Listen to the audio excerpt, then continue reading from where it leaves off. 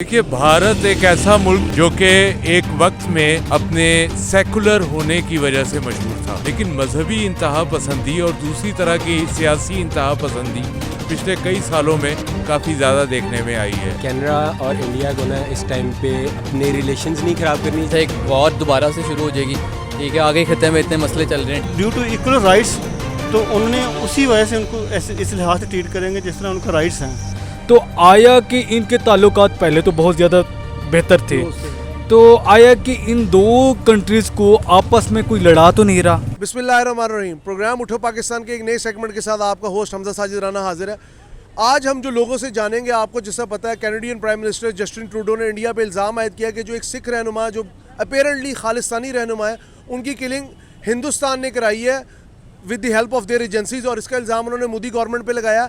आपको गुज़िश्ता दिनों में याद होगा कि जिस तरह आपने देखा होगा कि जस्टिन ट्रूडो की तस्लीह की गई G20 समिट के दौरान, अपेरेंटली कहा जाता है कि उनकी और मोदी जो है नरेंद्र मोदी साहब इंडिया के प्राइम मिनिस्टर, उनके दरमियान हॉट वर्ड्स का तबादला भी हुआ और उनका जहाज़ जो ख़राब हो गया था, उन्हें 4 दिन फोर्सफुली हिंदुस्तान में रहना पड़ा और इसके दौरान उन्हें बड़ी परेशानी का भी सामना करना पड़ा। अब हिंदुस्तान की गवर्नमेंट जो है वो उसके जो कहते हैं ना रिटेलिएशन में उन्होंने कनाडा का जो सफ़ीर निकाल दिया और उसके रिटेलिएशन में कनाडा ने हिंदुस्तान के एम्बेसडर को मुल्क बदर कर दिया। इन दोनों मुल्कों की जो गर्मा गर्मी है, इसके बारे में हम आवाम से पूछेंगे, आवाम से जानेंगे कि इसके पीछे बैकग्राउंड क्या है। क्या ये सिर्फ एक जिसे कह सकते हैं एक पावर शो का है स्टाइल, या दुनिया एक और बहरान यूक्रेन और रूस की जंग के बाद इंडिया और कनाडा की सूरत में देखने में नजर आएगा। आइए लोगों के पास चलते हैं और लोगों से जानते हैं। देखिए, भारत एक ऐसा मुल्क जो कि एक वक्त में अपने सेकुलर होने की वजह से मशहूर था, लेकिन मजहबी इंतहा पसंदी और दूसरी तरह की सियासी इंतहा पसंदी पिछले कई सालों में काफ़ी ज़्यादा देखने में आई है। अगर ये इल्ज़ाम सही है कि मोदी गवर्नमेंट का हाथ है उस खालसा लीडर के कत्ल में, तो ये इंतहाई अफसोसनाक बात है। और मेरा ख्याल है कि वर्ल्ड लीडर्स के लिए अब ये ज़रूरी हो चुका है कि मोदी की बढ़ती हुई जो एग्रेशन है उसको किसी तरीके से उस बारे में कुछ सोचें, कुछ करें। अच्छा सर, इसके अलावा आप मुझे ये बता सकते हैं कि कनाडा ने अभी जो एलिगेशन लगाया है, ये अभी एलिगेशन की हद तक है, क्या इसकी तहकीकात होने तक इंतजार नहीं करना चाहिए? देखिए, वेस्टर्न कंट्रीज़ में एलिगेशन लगाना विदाउट एनी प्रूफ ये एक बहुत बड़ा इशू बन जाता है। अगर कैनेडियन गवर्नमेंट ने ऐसा किया है तो इंतहाई गैर जिम्मेदारी का सबूत दिया है। मेरा ख्याल है कि किसी लेवल पे प्रिलिमिनरी इन्वेस्टिगेशन होने के बाद ही एलिगेशन लगा होगा।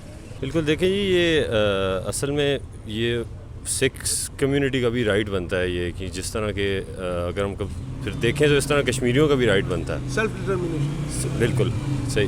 तो सिखों का ये खालिस्तान ये आज से नहीं है, ये तो काफ़ी पुरानी एक चलती आ रही है। तो ये मेरे हिसाब में इंडिया ने बहुत गलत किया है। वैसे आपको लगता है कि ये इल्ज़ाम सही होंगे? जो कनाडा ने लगाए हैं वो तो फिर ज़ाहिर बात है सही होंगे, क्योंकि सोच की कुछ ऐसा ही है। यार मेरा ऐसा मानना है कि कनाडा और इंडिया को ना इस टाइम पे अपने रिलेशंस नहीं ख़राब करनी चाहिए। हाँ, एक चीज़ पे समझ आ रही है कि उनका एक वो कत्ल हो गया है, उनका खालिस्तानी वो लीडर सिख लीडर कत्ल हो गया है, लेकिन इवेंचुअली इसका नुकसान उन दो कंट्रीज़ को तो होगा। उसके अलावा जो हम तरक्की पजीर ममालिक हैं, लाइक अब देखें ना कि अगर ये ट्रेड उनकी आपस में इनके ताल्लुकात ख़राब होते हैं, उनके मतलब उनकी इकोनॉमीज़ इफ़ेक्ट होंगी, उनमें ट्रेड ख़त्म होगी, तो कहीं ना कहीं इसका इफ़ेक्ट हम जैसी कंट्रीज़ को भी होगा।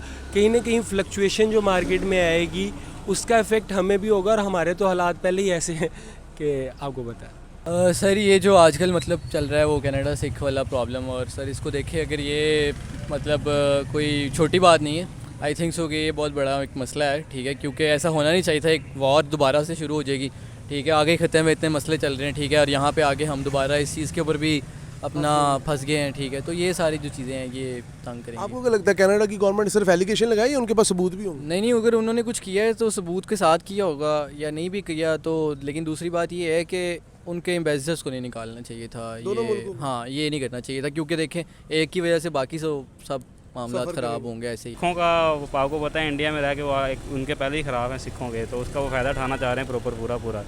तो इसका नुकसान तो ऑब्वियसली सारों को ही होगा, आसपास के कंट्रीज़ को, इसमें तो कोई शक नहीं। आपको लगता है कि कनाडा ने इल्ज़ाम लगाने में जल्दी की है?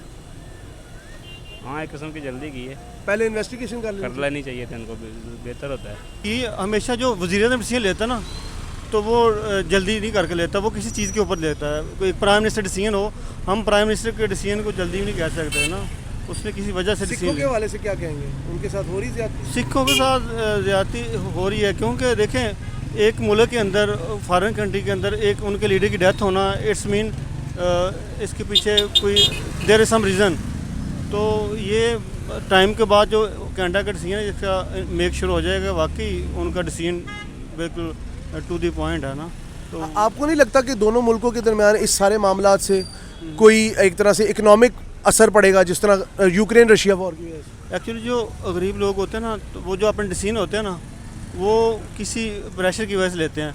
तो जो बड़े मुल्क होते हैं ना, वो अपनी कौम को लिहाज से देखते हैं, क्योंकि जो उधर सिख रह रहे हैं तो वो उनको एक नेशन डिक्लेयर किया हुआ। तो जो नेशन का डिसीजन होता है, जो जिस कंट्री में रह रहे होते हैं, वो उनको इक्वली, उनको जो राइट्स ट्रीट करते हैं, उनको इक्वली राइट्स दिए जाते हैं। तो ड्यू टू इक्वल राइट्स, तो उन्होंने उसी वजह से उनको ऐसे इस लिहाज से ट्रीट करेंगे जिस तरह उनका राइट्स हैं।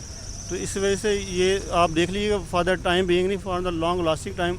और उन्हें जो G20 में उनका हो रहा, हाँ, कर रहा, तो उसमें भी उन्होंने इसको इस फोरम पे ऊपर उनको हाईलाइट किया कि इसका वाकई इसकी है मेन ना। तो आप फॉर द टाइम बीइंग नहीं है, ये लॉन्ग लास्टिंग टाइम होगा डिसीजन का, आप देखेंगे, क्योंकि वज़ीर-ए-आज़म ऐसे डिसीजन देते हैं कि हम लोग शॉर्ट टाइम सोचते हैं, तो इसके पीछे कोई वजह होती है। मतलब आपको लगता है कि जो वेस्टर्न डिस्कोर्स एनालिसिस है इस वाक़ये के बारे में, वो सही है? हाँ, बिल्कुल बिल्कुल राइट्स है उनका, जो एनालिसिस बिल्कुल ठीक है। और वेस्टर्न से इससे ये अच्छा हुआ कि चलो वेस्टर्न में के अंदर को ये पता चला कि इंडिया बेसिकली जो है उसका मोदी है ना, तो वो एक्सट्रीमिस्ट हैं, वो लॉयल्टी नहीं है बेशक ना, हमारे तो है सिखों के साथ बेसाम वाकई ज़्यादती अक़लियत के साथ, तो इस वजह से ज़्यादती हुई उनके साथ। यार सबसे पहले जो ये वाल चल रही है, ये काफ़ी अरसे से चल रही है। खालिस्तान मूवमेंट एक इंडिया के अंदर जो चल रहा है ना, ये काफ़ी अरसे से चल रहा है। और दूसरी बात, जो कनाडा के अंदर ये वाला एलिगेशन एक लग रहा है ना, ये तो मेरे ख्याल है इसके ऊपर फ़र्स्ट ऑफ ऑल इन्वेस्टिगेशन होनी चाहिए, और कुछ इन्वेस्टिगेशन भी होनी चाहिए, और थोड़ा ये सोचने चाहिए कि इसको कत्ल करवाने के बाद फ़ायदा किसको है।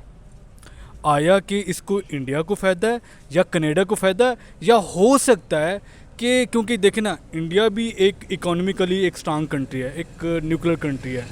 अब कनाडा है, वो भी एक मतलब एक बड़ा कंट्री है।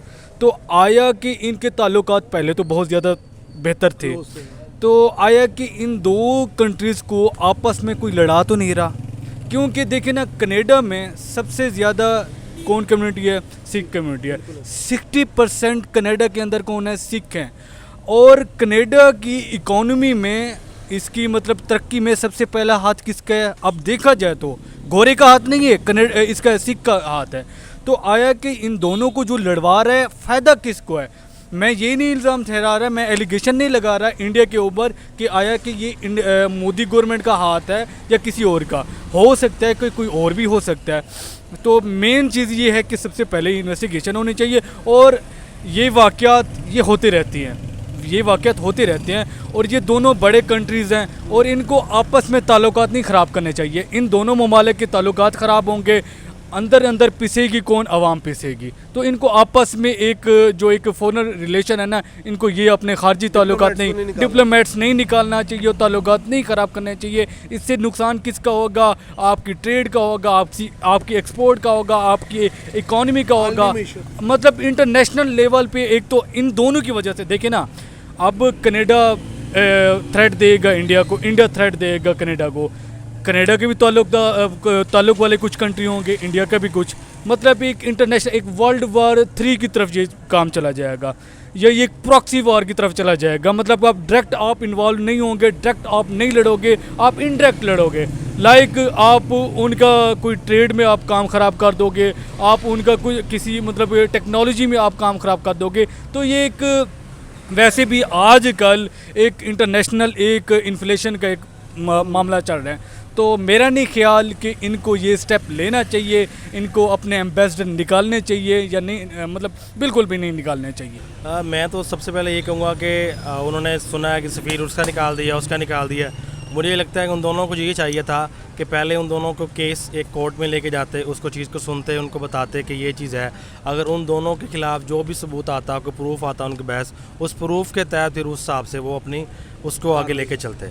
तो मेरा ये ख्याल है कि उन दोनों को पहले तो एक प्रूफ के तहत कर लेना चाहिए। जिस तरह आप लोगों ने देखा, आज हम लोगों से मिले, लोगों से जाना, लोगों से समझा, पाकिस्तान की आम पब्लिक से समझा कि हिंदुस्तान और कनाडा के रिलेशंस को वो कैसे देख रहे हैं। Me as a reporter, as a anchor of this show, मैं आपको ये कहना चाहूँगा कि हिंदुस्तान और कनाडा की इस सर्द मोरी में और इस जंग में, आप सिफारती जंग कह लें, माशी जंग कह लें, और इस कत्ल के पीछे जो भी अवामिल हैं, इसका कोई फ़ायदा नहीं है। इसका नुकसान होगा, दो तरफ़ा नुकसान होगा, आलमी मईशत को भी नुकसान होगा। Everybody is witness regarding the Russia Ukraine war, what ever the world lost regarding, you can say economy, regarding you can say public property, you can say everything। आप फूड सिक्योरिटी के मामला देखें, क्योंकि कनाडा भी अगर देखा जाए वो भी अच्छा एक कंट्री, डेवलप कंट्री, और इंडिया तो अगर देखा जाए फूड की मार्केट है पूरी दुनिया की। आप देख लें इंडिया की अंदर, आप देख लें आटा देख लें, चावल देख लें, मतलब दुनिया की बड़ी बड़ी अजनास हिंदुस्तान एक्सपोर्ट करता है। One of the largest exporters of the world. अगर आप अकॉर्डिंग टू अगर उसकी वो देखें, जो भी है हायरार्की देखें, तो टॉप 10 में आता है वर्ल्ड में। मेरा कहना ये है कि दोनों कंट्रीज़ को ज़रा अफ़हाम व तफ़हीम से बैठ के बातचीत से मसले को हल करना चाहिए, एक दूसरे को समझना चाहिए। पीपल टू पीपल कॉन्टैक्ट बिल्कुल नहीं टूटना चाहिए, वो बहुत ज़्यादा डेवस्टेटिंग इफ़ेक्ट्स करेगा आम पब्लिक पे भी, और अगर आप देखें तो जो दोनों मुल्कों के रवाबित है उसमें भी बड़ा खलल आएगा। सिख जो रहनुमा है उनको भी देखना चाहिए, इसके अंदर आगे आना चाहिए, जिसके अंदर खालसा बब्बर सिंह खालसा दल है और डिफरेंट जो इनकी पार्टी हैं, उन्हें चाहिए आगे आए, इसको एक तरह से इसको अरेज करने की कोशिश करें। बहुत बड़े मसाइल जन्म ले लेंगे पाकिस्तान के साथ। ईस्टर्न पंजाब लगता है, इंडियन पंजाब, जिसे चढ़दा पंजाब भी हम कहते हैं। मसला ये होगा अगर वो उधर अगर कोई टेंशन्स क्रिएट हो जाए तो क्रॉस बॉर्डर बहुत ज़्यादा मसाइल आएंगे और पाकिस्तान को भी इस सारी चीज़ों का खुमियाजा भुगतना पड़ेगा। मैं नहीं चाहता पंजाब इटसेल्फ और पाकिस्तान वापस 1984 के दंगों में चले जाएं, क्योंकि पंजाब ने उस 1984 के दंगों में जितना झेला है और जितना बर्दाश्त किया है, चाहे वो उस तरफ वाला पंजाब हो और इस तरफ वाला पंजाब तो पहले ही पिस रहा है। कहने का मकसद ये है, भाईचारे से रहें, मिलजुल के रहें, जंगों में कुछ नहीं रखा। आज की जंग सिर्फ ट्रेड है। आप एक दूसरे को इकोनॉमिक्स से हराएं, रादर एक दूसरे पे इल्ज़ाम लगाना। मैं मानता हूँ इस कत्ले आम की भी तहकीकात होनी चाहिए, इन सिख जो रहनुमा इनके कत्ल की तहकीकात होनी चाहिए, और हूएवर इज एक्यूज्ड, और जो भी इसके अंदर प्रूवन गिल्टी हो उसको आप करार वाक़ई सज़ा दें। They should be punished. And I also you can say give a verdict regarding Canadian government. They are very loving, very supporting people regarding any sort of country in the world, any caste, any color. They always support them. So I humbly request to the Canadian government and officials, please do think about it, because it is the matter of the humanity, and humanity comes first. Thank you. Assalamu alaikum.